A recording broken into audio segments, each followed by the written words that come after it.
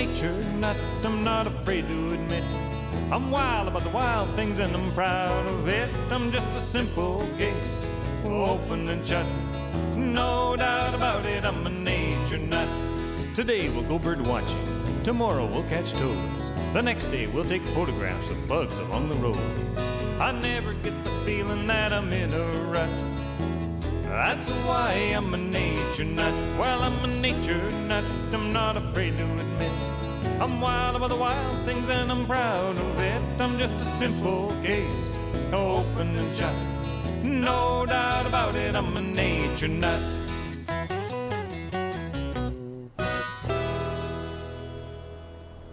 There's nothing like a nice crisp morning in the winter in a warm part of the world. Hello there, nature nuts. How are you? You know, I've been getting a lot of mail lately from people who want me to do a show about turtles, so that's what we're going to do today. Now, I haven't been avoiding the subject of turtles. I just don't live in a very turtly place. Back home in Alberta, we only have one species of turtle in the extreme south, hard to find. That's why we're in Florida right now, and even though it's December, there are still lots of turtles to be found. Now, I was just in snorkeling in one of these beautiful, clear freshwater springs in central Florida, and even though you don't see very many turtles when you're just walking along the bank, there are turtles aplenty in the water. Once you get underwater, found quite a few peninsula cooters. Is that a cool name or what? And some Florida red-bellied turtles. Great big, graceful turtles in the pond turtle family. It's a real thrill to be in the water with them. And some loggerhead musk turtles as well. In this part of the world, the rule is the souther you get, the turtlier it gets. This is the Peterson Field Guide to reptiles and amphibians of eastern and central North America. And man, have a look at all the turtles here. Mud and musk turtles, a couple of tortoises, baby turtles, more baby turtles, map turtles, pond turtles, more pond turtles, snapping turtles, sea turtles, soft-shell turtles. The easter you get, the turtlier it gets too. I'll bet you didn't think there was a connection between the Easter and turtles. Turtles lay eggs, bunnies do not. Where do you think the Easter bunny gets those eggs anyway?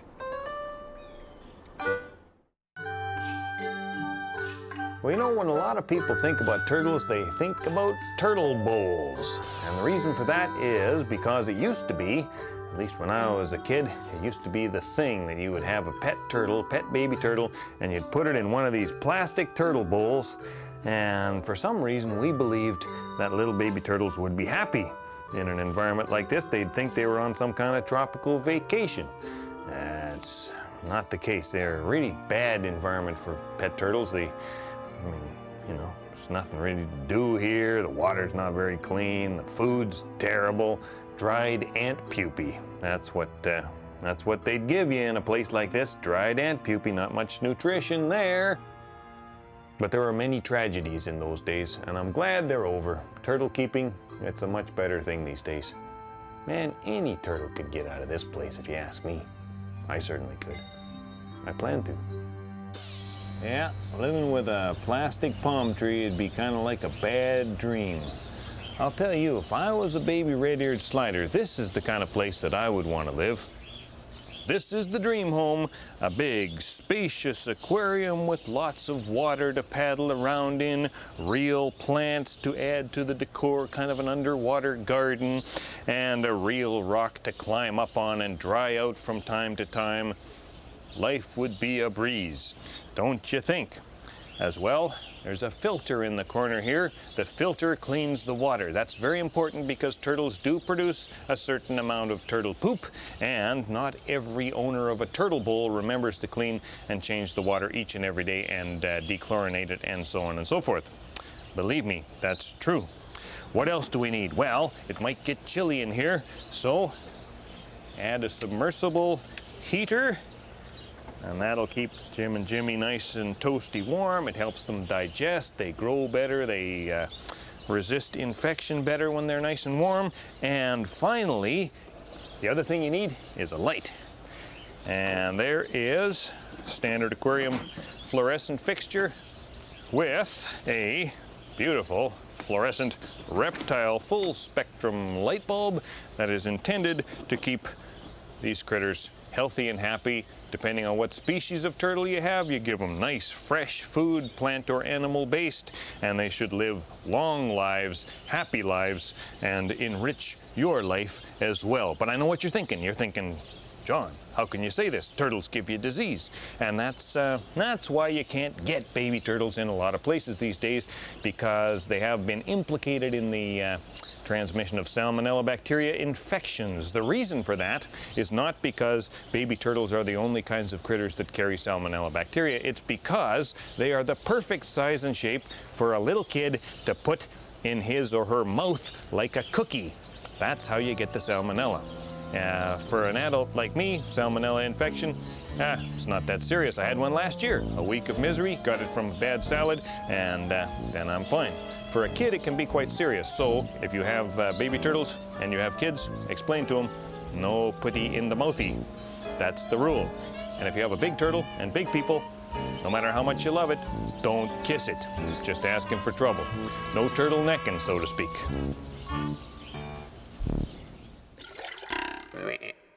The baby red-eared sliders you see in pet stores come from turtle farms in the southeastern states.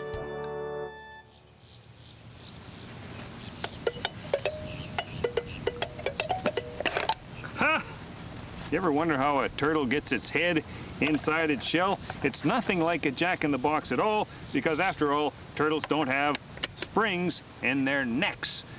In fact, if you look at the classification of turtles, they have traditionally been divided into two big groups, two fundamentally different kinds of critters based on how they get their head in their shell. Let me show you what I'm talking about.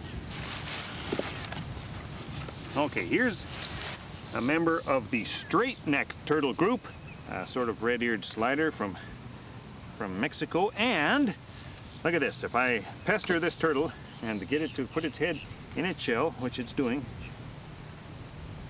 it goes straight back in, sort of like this, much the way you'd expect it to. The neck vertebrae just sort of curve up and in, and that's how it does it.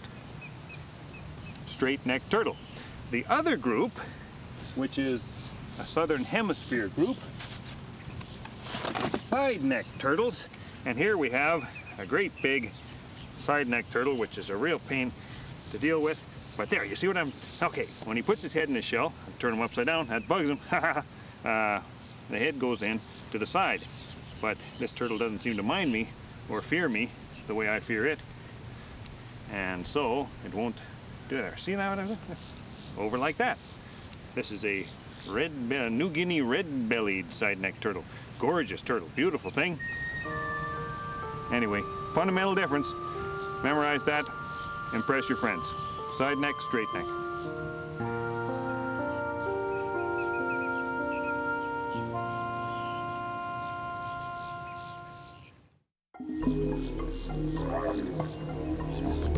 This is the Encyclopedia of Turtles by Dr. Peter C.H. Pritchard. I bought this when I was in my turtle phase. I lived in a one-room apartment with 9 species of turtles, and I'll tell you, this is a decent book. Dr. Pritchard has also written a book about the alligator snapping turtle, which is now out of print, unfortunately. But the good news is, he's right here on the grass beside me and ready to tell us about snapping turtles. So, Peter, you brought 2 of your babies with you. I have, indeed. And these are the 2 living species of snapping turtles? There are only 2 species. It's a very small family of turtles. And there is the alligator snapping turtle and the common snapping turtle. They don't seem very snappy to me. No. In fact, baby alligator snappers, just like a piece of bark. The trick is, he's too small to really be a dangerous predator unless you're a small fish. Mm-hmm. And the best thing he can do at the moment is avoid being predated upon by becoming inconspicuous. And you can really hardly see him when he's covered with algae and on the bottom of the river and really not moving anyway. And they heighten the effect by being very still indeed. So how about the common snapping turtle? Is it more snappy than the alligator snapping turtle? Well, the common snapper has a much longer neck. we've talked about how turtles bring their necks in and out, and these are the real straight-necked turtles. The neck fully extended comes out to about here. It's a cool day today, so they're not active for one thing. Right. But the alligator snapper, the other one, bites rather than snaps. It'll reach around and try and get you and really chomp down and take fingers off.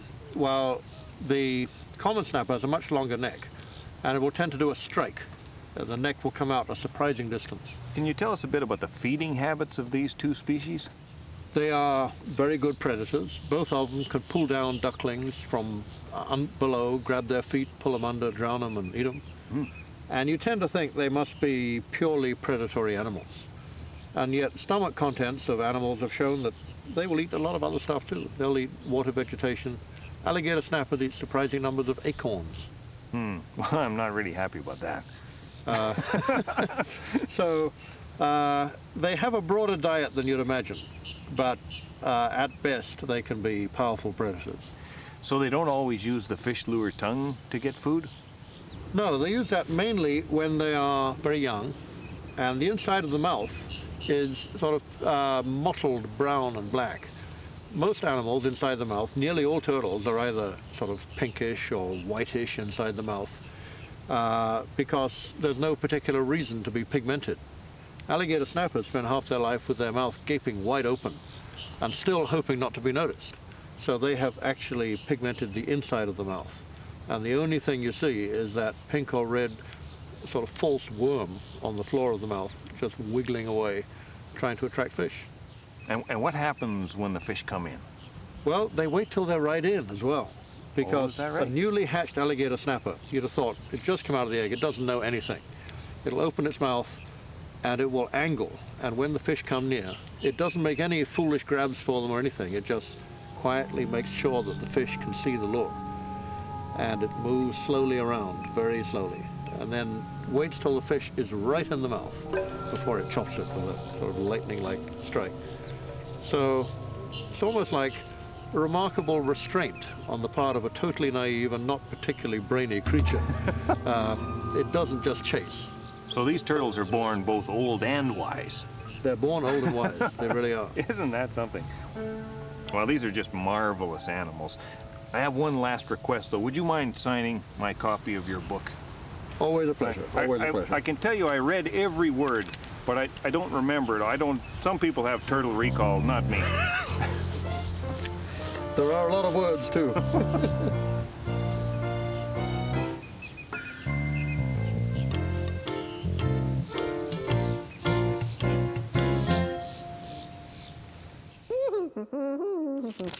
Dr. Pritchard is now working with his colleagues on a new turtle book that will be even thicker than his last one.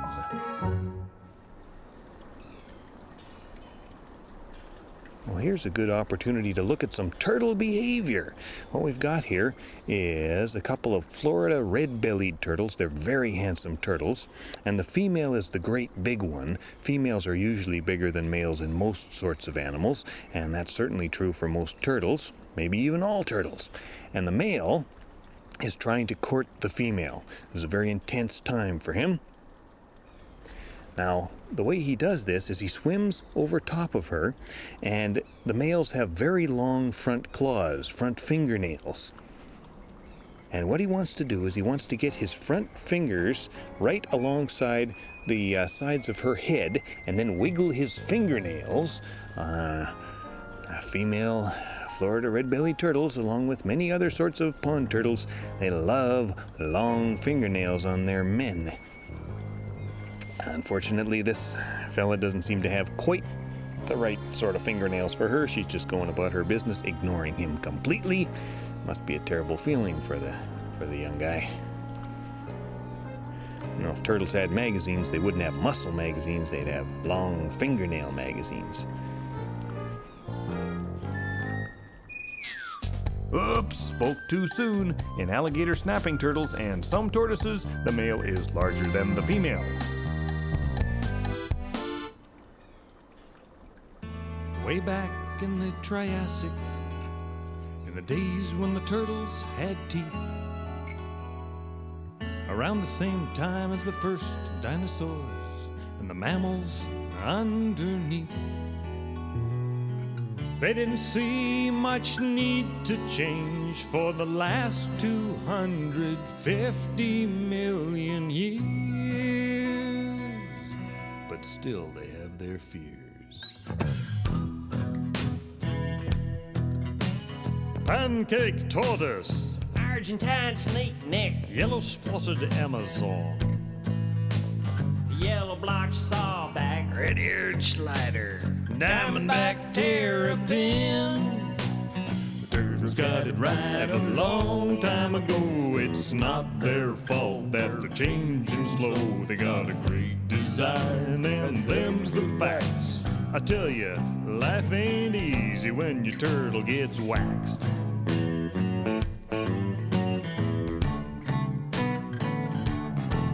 Hey you hiding in your shell with your sleepy disposition, you seem to do real well. Nothing bothers you, not much I can see. Just one little question, got any room in there for me? Some folks think they're all the same, so it might appear. Tell that to the side necks in the southern hemisphere. Turtles rule, they always will. They're laughing at you, looking out of their shell. Folks say they're snappy, but I say it's not true. I tell you, life ain't easy for a turtle named Stu.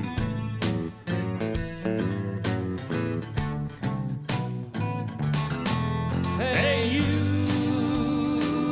hiding in your shell with your sleepy disposition, you seem to do real well. Nothing bothers you, not much I can see. Just one little question, got any room in there for me? Just one little question, hey, you got any room in there for me? Just one more question, what else you got in there, Stu, anyway?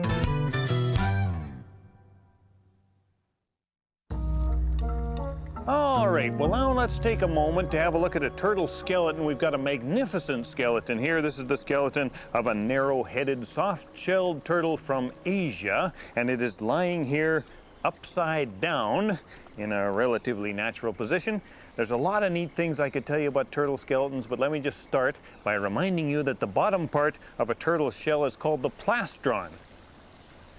Now, in soft-shelled turtles, the plastron is not attached to the top part of the shell. It's made up of a number of individual bones. Okay, now you can see the upper part of the shell, and that's called the carapace, and the carapace is made up of, get this, the ribs. These are the ribs of the animal fused to the actual shell, which forms the bit in between the ribs. Isn't that neat? The ribs are the shell. There are no ribs inside the shell. And what that means is that this bone here, the shoulder blade, or the equivalent to our shoulder blade, is inside the rib cage. I don't know if you know where your shoulder blade is, but your shoulder blade is outside the rib cage. In fact, everybody's shoulder blade is outside the rib cage unless they are a turtle. It's a very weird arrangement. It makes a little bit more sense if you look at turtle embryos start out with the shoulder blade outside the rib cage in the normal position. It actually sort of rolls around and winds up inside, attached to the front limb. Very ugly front limb. And that's how you get this peculiarity. Now, the neck of this turtle is very, very long. Otherwise, it's normal. Let's just take one more second to look at the skull. It's upside down now. There, it's right side up. At first, it looks kind of like an alligator skull. You'd think that the eyes would go right there, but really, these are the eye sockets up here. That's where the nostrils would be. It's a very, very weird turtle skull in that respect. But apart from the eye sockets, this thing is a pretty normal looking turtle skull. especially with respect to the fact that it has no teeth. No living turtle has any teeth whatsoever. The earliest turtles from near the beginning of the age of dinosaurs, they had some teeth, Proganochelys, but not these guys, not the living turtles. So there you go. They're not just lizards with boxes around them, they're turtles. Turtles are their own special, nifty, unique, wonderful kind of critter. Scientists refer to turtles as either chelonians or testudinians. They also call lizards and snakes squamates, mind you.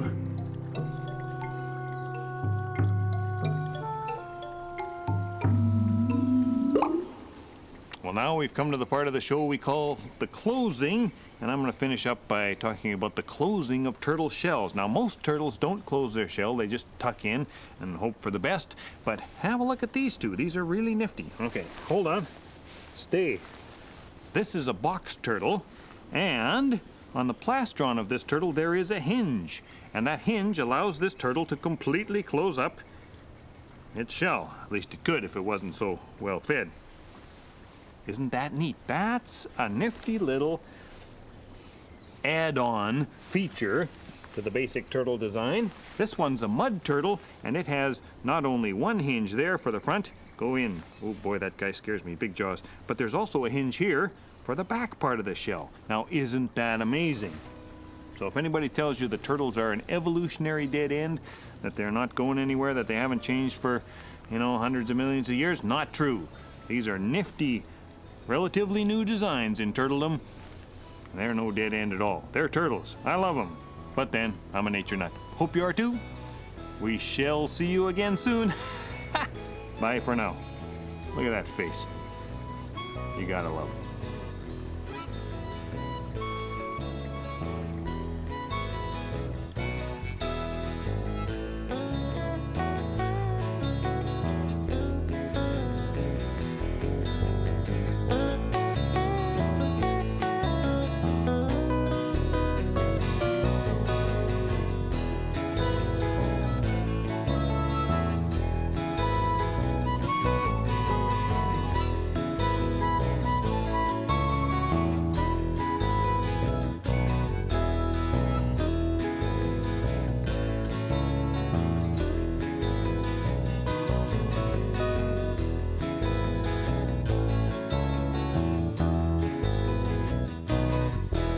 Same time each and every week, uncensored and uncut.